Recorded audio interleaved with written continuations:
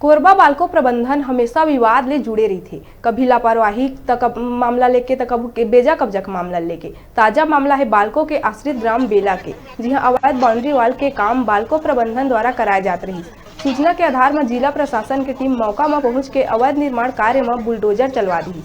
प्रशासन के कार्यवाही ला देख के बालको प्रबंधन के अधिकारी आग बबूला हो गई और नायब तहसीलदार ला कानून के पाठ पढ़ाए लगी।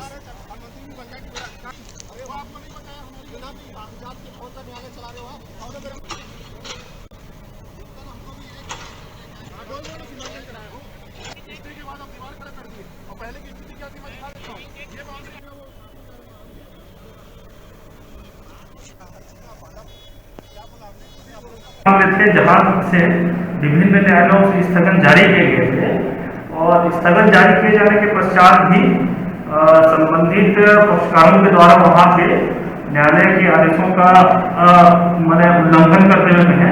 उल्लंघन करते हुए लगातार निर्माण कार्य किया जा रहा था।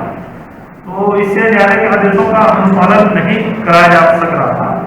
तो हमने फिर अपने उच्च अधिकारियों से दिशा निर्देश प्राप्त करके ऐसे उल्लंघन जिन्होंने उल्लंघन करके निर्माण कार्य किया है उसको खिलाफ कार्रवाई किया है।